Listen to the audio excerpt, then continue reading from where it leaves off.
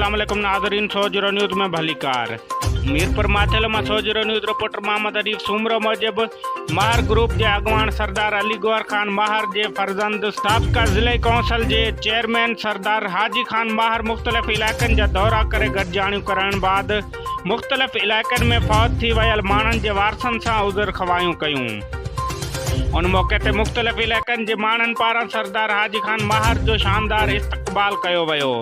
जंहिं बाद सरदार हाजी खान माहर गोठ मोहम्मद मुराद माहर पे पहुंची मोहम्मद मुराद माहर, छुट्टू माहर, भाग्यो माहर, फ़कीर मंजूर माहर सां फौत थी वियल दरगाह जहानपुर शरीफ के फ़कीर पीर बख्श माहर जे उज़र ख़्वाही कई ऐं मग़फ़िरत लाइ दुआ घुरण बाद उस्ताद जमालुद्दीन माहर वट पहुंची फौत थी वियल संदसि भाउ अब्दुल लतीफ़ जी मग़फ़िरत लाइ दुआ घुरी वई।